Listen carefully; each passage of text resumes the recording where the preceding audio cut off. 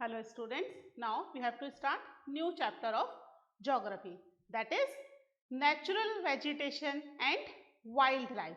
ठीक है, जैसा नाम से पता चल रहा है ये चैप्टर किसके बारे में है? About different kind of vegetation और उन वेजिटेशन के अंदर रहने वाली वाइल्ड लाइफ के बारे में ये चैप्टर है. ठीक है, तो ये जो वेजिटेशन या वाइल्ड लाइफ है, पूरे वर्ल्ड में variety of animals and plants हैं, है ना, जिसकी वजह से बायोडाइवर्सिटी हमारी वर्क करती है ना. बायोडाइवर्सिटी के बारे में पढ़ा हुआ है ना आपने, है ना. Different kinds of plants, animals, सभी चीजें मिलकर के बायोडाइवर्सिटी बनाती है. तो वर्ल्ड की जितनी भी बायोडाइवर्सिटी में हैं, उनमें से जो टॉप 12 मेगा बायोडाइवर्सिटीज हैं, उसमें इंडिया इंक्लूड है. ठीक है, India is one of the part of 12 mega biodiversity in the world. हम ये इंट्रोडक्शन ले रहे हैं, है ना, इंट्रोडक्शन चल रहा है अपना. ठीक है, India is one of the 12 mega biodiversity. ठीक है, इन द वर्ल्ड, पूरे वर्ल्ड की. ठीक है, इसका मतलब इंडिया के अंदर variety of plants and animals पाए जाते हैं. तभी तो जो टॉप की 12 मेगा बायोडाइवर्सिटी है, उनमें से इंडिया एक है. अगर नहीं पाए जाते तो कैसा होता, है ना. तो यहां पर लगभग 47,000 प्लांट स्पीशीज हैं,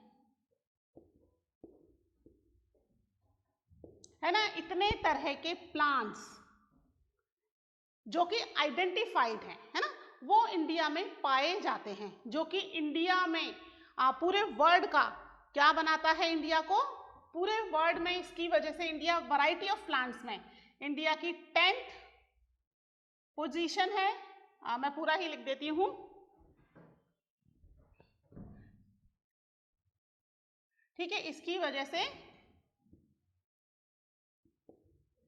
India got 10th position in world, है ना. और अगर हम बात करें एशिया की, तो एशिया में इंडिया की 4th पोजीशन है.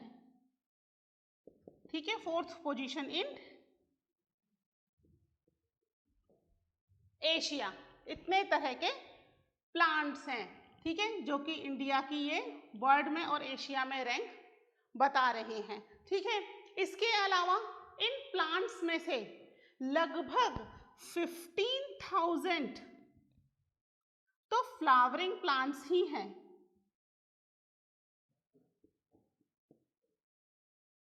है ना. 15,000 तरह के तो फ्लावरिंग प्लांट्स हैं, जो कि क्या है, पूरे वर्ल्ड का 6% फ्लावरिंग प्लांट्स.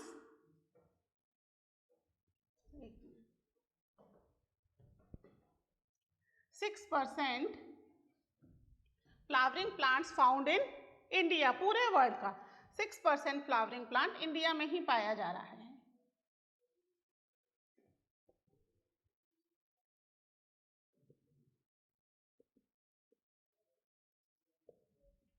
ठीक है, इतने तरह के फ्लावरिंग प्लांट्स हैं. ये तो हुई प्लांट्स की बात. इसके अलावा एनिमल स्पीशीज वो भी बहुत सारे हैं, लगभग 90,000,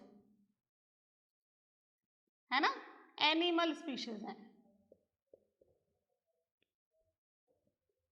90,000. कुछ बुक्स में अगर बुक पुरानी है तो 89,000 दे रखा होगा, है ना. तो यू मेक इट 90,000. ठीक है, नए नए प्लांट्स, एनिमल्स कंटिन्यू आइडेंटिफाई होते जा रहे हैं. इसकी वजह से ये नंबर बढ़ गया है. ये नंबर भी बढ़ सकता है अगर नए तरह के प्लांट्स और आइडेंटिफाई होते जाएंगे. बहुत डेंस फॉरेस्ट है, वैरायटी ऑफ प्लांट्स और एनिमल्स पाए जा रहे हैं. इतने तरह के प्लांट्स और एनिमल्स इंडिया में ही पाए जाते हैं. इन एनिमल स्पीशीज में बच्चों हर तरह का एनिमल है. ठीक है, चाहे दैट इज मराइन एनिमल, है ना, वाटर एनिमल, या बर्ड्स, एवरीथिंग इज इंक्लूडेड। ऐसा नहीं है कि आप सोचो एनिमल जो फॉरेस्ट में एनिमल मिल रहे हैं वही है, ये नहीं है। इसमें बर्ड्स भी इंक्लूडेड है, वैरायटी ऑफ बर्ड्स, ठीक है, मराइन एनिमल, वाटर एनिमल, हर तरह का एनिमल इसमें इंक्लूड किया गया है। 90,000 तरह के वैरायटी ऑफ एनिमल इंडिया के अंदर पाए जा रहे हैं, ठीक है। ये हुआ हमारी बायोडायवर्सिटी के बारे में कि इंडिया में इतने सारे तरह की बायोडायवर्सिटी पाई जा रही है, ठीक है, इसको नोट कर लीजिए। फिर हम देखते हैं कि एग्जैक्टली में नेचुरल वेजिटेशन है क्या, है ना, क्या डेफिनेशन होनी चाहिए नेचुरल वेजिटेशन की, ठीक है। You note down this first.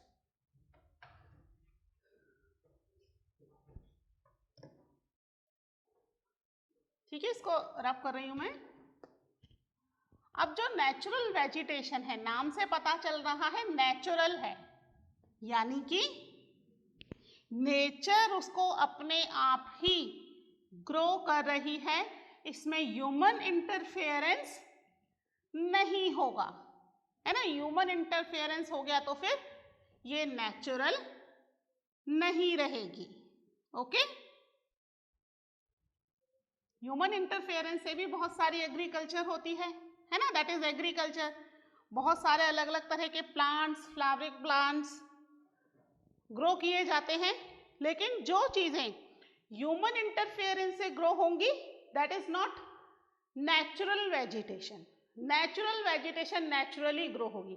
आपने देखा होगा रेनफॉल होती है उस समय बहुत सारे छोटे छोटे पौधे आसपास जहां पर भी मिट्टी होती है वहां पर ग्रो होना शुरू हो जाते हैं, कई बार दीवारें फोड़ करके निकल आते हैं पौधे, है ना। तो ये नेचुरल है, इसमें ह्यूमन इंटरफेरेंस नहीं है। ऐसे ही फॉरेस्ट, जो फॉरेस्ट होता है वहां पर ये वेजिटेशन अपने आप ग्रो हो रही है ना, ह्यूमन इंटरफेरेंस के बिना। ऐसा नहीं है कि सारे ही फॉरेस्ट नेचुरल हैं, क्योंकि बहुत सारे फॉरेस्ट ब्रिटिश टाइम में काट दिए गए थे, क्योंकि शुरू में ऐसा लग रहा था कि ये जो फॉरेस्ट है दीज आर अनप्रोडक्टिव, वेस्टेज है, बेकार है, क्या जबरदस्ती जमीन इतनी सारी घेर के खड़े हैं। बाद में ये चीज रियलाइज हुई कि ये तो बहुत ही ज्यादा प्रोडक्टिव है ना।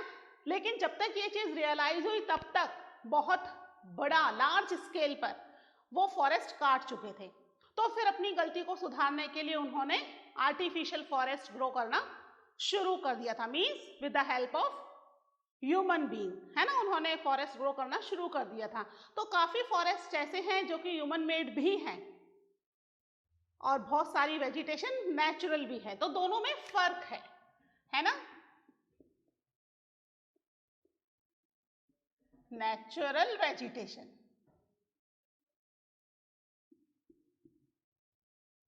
ठीक है, नाम से पता चल रहा है जो कि नेचुरली ग्रो हो रही है नेचर से, ठीक है। तो कौन क्या हो जाएगी ये, अ प्लांट कम्युनिटी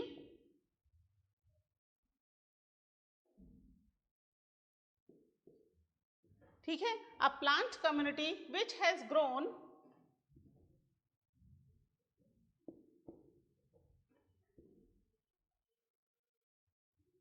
without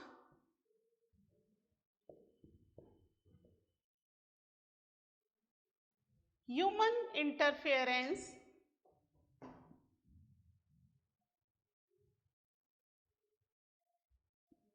ठीक है, that is and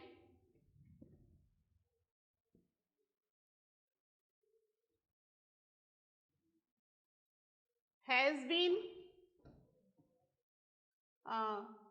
grown नहीं, has been undisturbed, ठीक है, यहां पर कहीं कोई डिस्टर्बेंस ना हो, हैज बीन, इसको लिखते हैं एक मिनट, बाय ह्यूमन एड्स, ठीक है, ये थोड़ा सा गीला हो गया है,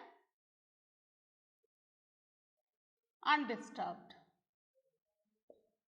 ठीक है, यानी कि विदाउट इंटरफेरेंस हो, कोई इंटरफेरेंस नहीं हो, ना ही यहां पर ह्यूमन बीइंग ने कोई डिस्टर्बेंस किया हो by the human aids for a long time. है ना, बहुत लंबे समय तक ह्यूमन बीइंग उसको डिस्टर्ब नहीं करा, क्योंकि वेजिटेशन को ग्रो होने में टाइम लगता है ना, यानी कि अपने आप नेचुरली ग्रो हो रही है, नेचुरल वेजिटेशन। इस नेचुरल वेजिटेशन को हम एंडेमिक या इंडिजीनियस वेजिटेशन भी कह सकते हैं। ठीक है, एंडेमिक और इंडिजीनियस वेजिटेशन क्या होती है वो भी देख लेते हैं हम। एंडेमिक और इंडिजीनियस वेजिटेशन, ठीक है। इंडिजीनियस और एंडेमिक नाम से पता चल रहा है, क्या पता चल रहा है, कौन सी वेजिटेशन होगी, जो कि purely from the India only, है ना, जो शुरू से ही इंडिया में ग्रो की गई है, कहीं और से इसको यहाँ पर लाके प्लांट नहीं किया गया, वो एंडेमिक या इंडिजीनियस वेजिटेशन होगी। कौन सी, विच आर प्योरली इंडियन, ठीक है, जिसको एज वर्जिन वेजिटेशन के नाम से भी जाना जाता है, ठीक है। तो वही प्लांट्स नेचुरल होंगे जो इंडिया में अपने आप लगे हैं, यानी कि एंडेमिक और इंडिजीनियस वेजिटेशन नेचुरल वेजिटेशन भी होगी, जो अपने आप ही इंडिया में ग्रो हो रही है, उसको कहीं से लाके नहीं लगाया जाता है। इसका मतलब कहीं और से ला करके अगर प्लांट लगाए जाएं तो उसको क्या कहेंगे, वो प्योरली इंडियन नहीं है, बाहर से लाई गई है, तो हम उसको कहेंगे एग्जॉटिक वेजिटेशन,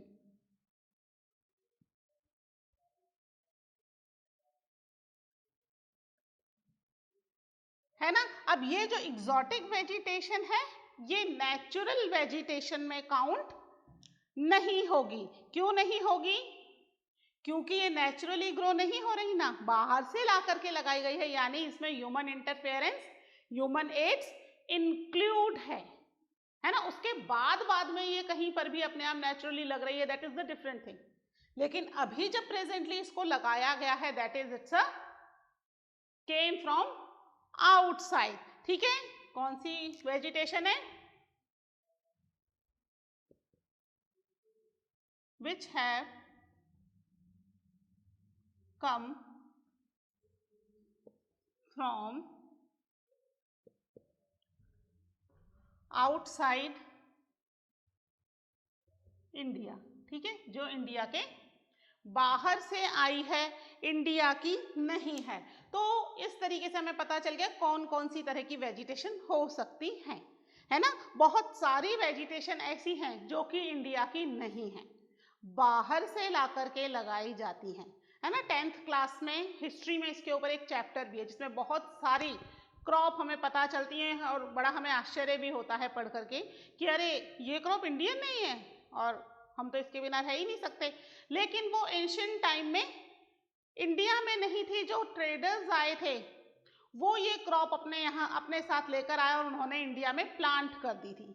और इंडिया का क्योंकि क्लाइमेट और जो लैंड टाइप है, रिलीफ फीचर है जो इंडिया का, ये हर तरह की वैरायटी ऑफ वेजिटेशन को सपोर्ट करता है, क्योंकि यहाँ पर ट्रॉपिकल सब ट्रॉपिकल दोनों ही रीजन है ना। कई सारे डेल्टाज हैं, कोस्टलाइन है, हिमालय है, नेचुरल प्लेन है, वैरायटी ऑफ लैंडफॉर्म्स भी है, वैरायटी ऑफ क्लाइमेट्स भी हैं। इसकी वजह से इंडिया के अंदर हर तरह की वेजिटेशन लगभग मिल जाती है, और अगर नई वेजिटेशन ला करके लगाई जाए तो यहाँ की सॉइल, लैंड, क्लाइमेट जो है वो उसको सपोर्ट भी करते हैं, ठीक है। तो ये हुआ अबाउट द वेजिटेशन। अब हम देखेंगे कि इंडिया में वेजिटेशन को क्या क्या चीजें सपोर्ट करती हैं। Okay, you just note down these points first.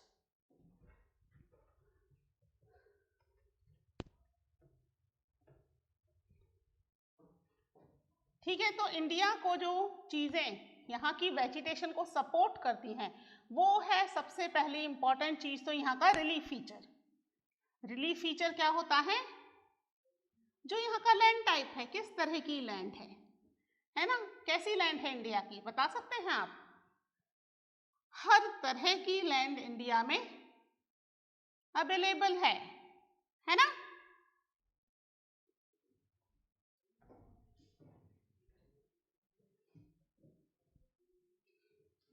ठीक है, तो इंडिया को जो नेचुरल वेजिटेशन को सपोर्ट करते हैं, नेचुरल वेजिटेशन को सपोर्ट करने वाले दो फैक्टर हैं। फर्स्ट इज रिलीफ, है ना, and another one is climate. ठीक है, रिलीफ में क्या क्या चीजें आ जाएंगी? यहाँ का लैंड टाइप, किस तरह की यहाँ की लैंड है, हिमालयन रेंज है या फ्लैट लैंड है, प्लेट्यूज हैं, अनड्वेल्टिक लैंड है, डेजर्ट एरिया है ना, और साथ में इस लैंड पर किस तरह की सॉइल है। ठीक है, सॉइल भी एक बहुत ही इंपॉर्टेंट रोल प्ले करती है ना। कई सारी अलग अलग तरह की सॉइल होती है, black soil, alluvial soil, laterite soil, है ना, deltaic soil, variety of soil होती है। तो किस तरह की सॉइल है, अलग अलग सॉइल अलग अलग वेजिटेशन को सपोर्ट करती है। वहीं पर क्लाइमेट क्या करेगा, जो टेम्परेचर है, टेम्परेचर को सपोर्ट, टेम्परेचर कैसा है, अब ट्रॉपिकल पे क्या होगा, टेम्परेचर हाई होगा, वही सब ट्रॉपिकल पर चले जाएंगे तो टेम्परेचर कैसा हो जाएगा, कंपैरेटिवली लो हो जाएगा टेम्परेचर। यानी हाई टेम्परेचर, लो टेम्परेचर, दोनों तरह की क्रॉप यहाँ लगाई जा सकती है। ठीक है, इसके अलावा फोटो पीरियड, फोटो पीरियड किसे कहते हैं? फोटो पीरियड कहते हैं सनलाइट को, है ना, कितनी सनलाइट आ रही है, कम आ रही है, ज्यादा आ रही है। प्लांट्स को सनलाइट की बहुत जरूरत है, पढ़ते हो ना साइंस में, कैसे वो अपना फूड बनाएंगे अगर सनलाइट नहीं आएगी तो, है ना। तो सनलाइट की बहुत ज्यादा जरूरत है। इसके अलावा प्रेसिपिटेशन, क्या होती है प्रेसिपिटेशन, किसको कहते हैं, रेनफॉल को, है ना। तो अलग अलग रेनफॉल में अलग अलग तरह की वेजिटेशन ग्रो होती है। कुछ वेजिटेशन तो बहुत अच्छी रेनफॉल में ही ग्रो होती है ना। हमने देखा ना रेनी सीजन में क्या होता है, बहुत सारे प्लांट्स अपने आप ग्रो हो जाते हैं, just because of the rainfall, precipitation पड़ रही है इसलिए। तो ये जो फैक्टर्स हैं, ठीक है, ये नेचुरल वेजिटेशन के फैक्टर्स हैं, फैक्टर्स ऑफ, ठीक है, जो कि नेचुरल वेजिटेशन को सपोर्ट करते हैं। तो बेसिकली दो ही हैं, रिलीफ और क्लाइमेट। फिर ये रिलीफ के पार्ट्स हैं और वो क्लाइमेट के पार्ट हैं। ठीक है, हम इनमें से एक एक करके एक एक के पॉइंट्स को एक बार पढ़ लेते हैं। ठीक है,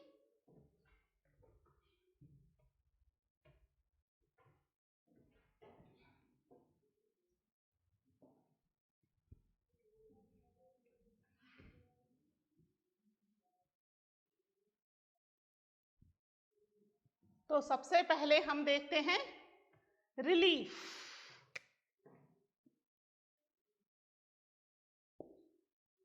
और रिलीफ में फर्स्ट वाला कौन सा था, दैट वाज द लैंड। ठीक है, तो लैंड क्या कर रही है, यहां पर जो लैंड है वो नेचुरल वेजिटेशन को डायरेक्टली और इनडायरेक्टली सपोर्ट करती है। कैसे करती है डायरेक्टली और इनडायरेक्टली सपोर्ट, जैसे कि फर्टाइल लैंड है ना, गंगा प्लेन के आसपास की पूरी लैंड कैसी है, that is fertile, alluvial soil है वहां, वो हम सॉइल में पढ़ेंगे। ठीक है, तो वो फर्टाइल लैंड क्या करेगी, that area is densely populated due to the fertile land, वहां पर बहुत अच्छी एग्रीकल्चर होती है ना। फिर अगर हम बात करें सुंदरबन डेल्टा, कहां पर है सुंदरबन डेल्टा, जहां 2 रिवर्स मिलती हैं, यानी डेल्टिक रीजन में भी बहुत अच्छी वेजिटेशन ग्रो होती है। तो लैंड तो इंपॉर्टेंट रोल प्ले करती है कि लैंड कैसी है, फ्लैट है ना, उबड़ खाबड़ है, हिमालय पे है, अगर हम ऊंचाई पर चलते जाते जाएंगे तो लैंड वेजिटेशन को सपोर्ट करना बंद कर देगी, है ना। तो यहाँ पर जो लैंड है, लैंड अफेक्ट द वेजिटेशन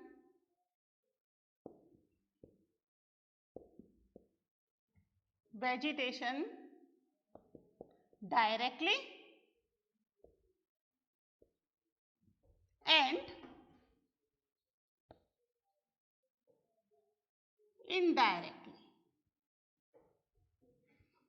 ठीक है, कई बार ऐसा लगता है लैंड का कोई बहुत इंपॉर्टेंट रोल नहीं है, लेकिन लैंड का एक बहुत ही इंपॉर्टेंट रोल होता है, जैसे कि द फर्टाइल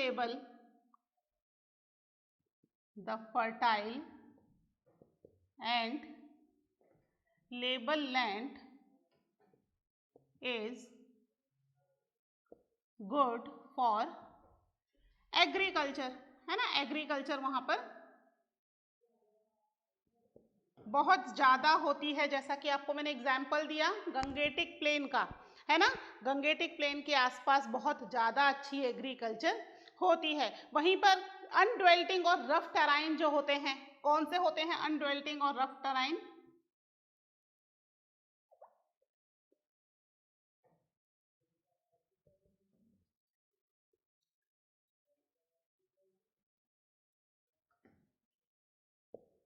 ठीक है, अनड्वेल्टिंग और रफ जो टेरेन होते हैं वो कैसे होते हैं? ऊबड़ खाबड़, है ना, रफ है। तो वहां पर अब वेजिटेशन, एग्रीकल्चर तो नहीं की जा सकती। कैसे करेंगे एग्रीकल्चर? उसमें प्रॉपरली उसको प्लगिंग करना, उसमें सीड सो करना, दैट इज नॉट पॉसिबल। बहुत ज्यादा ऊबड़ खाबड़ और रफ टेराइन है। तो उस टेराइन के लिए हम क्या करेंगे? ये वो एरिया है जहां पर ग्रासेस को ग्रो किया जा सकता है। ठीक है, terrains are the area where grasses can grow on large scale।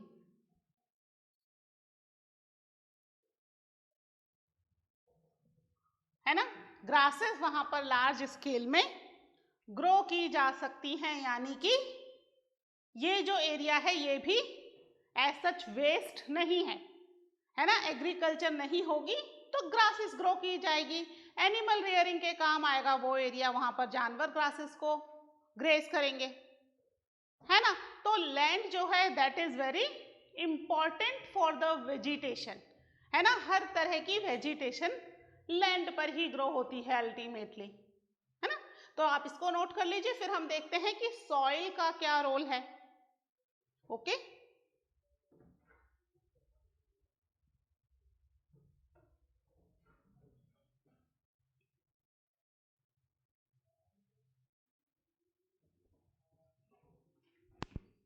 ठीक है। तो सॉइल भी एक इम्पॉर्टेंट रोल प्ले करती है, क्योंकि जो क्रॉप्स हैं, है ना, वो हर तरह की सॉइल में नहीं ग्रो होती हर क्रॉप। इसी तरह से हम वेजिटेशन के बारे में भी पढ़ेंगे अभी, कि हर जगह की अपनी एक अलग तरह की वेजिटेशन होती है जिसको अलग सॉइल की जरूरत होती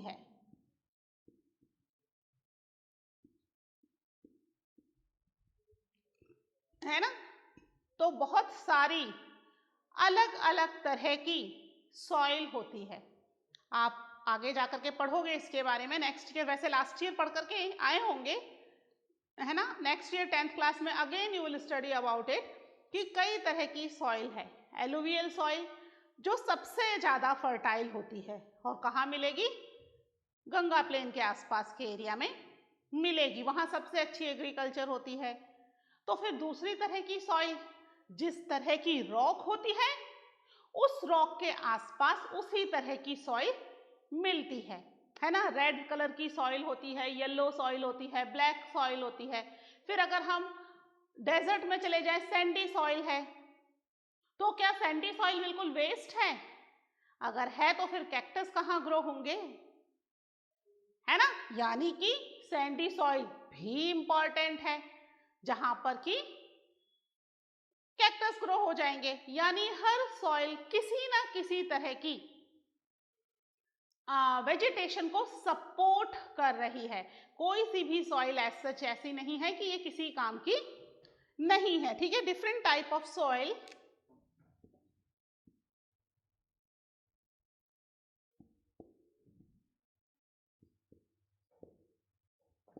different types of soil provide basis for different type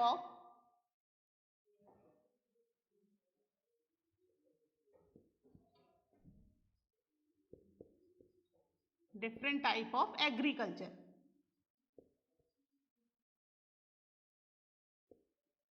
है ना, अलग अलग तरह की सॉइल अलग अलग तरह की एग्रीकल्चर को बेस प्रोवाइड कर रही है। जैसे कि हम सैंडी सॉइल के बारे में पढ़ रहे थे, क्या कर रही है? द सैंडी सॉइल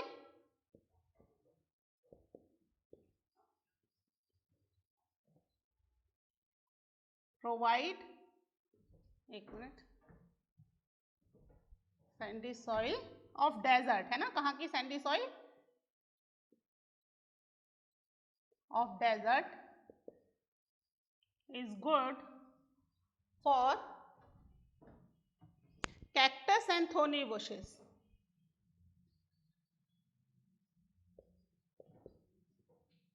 है ना, यानी कि वो भी बहुत ही इंपॉर्टेंट है। ऐसा नहीं है कि डेजर्ट की सॉइल जो है वो किसी काम की नहीं है। ठीक है, इसी तरह वेट और मर्सी सॉइल है। कौन सी होती है?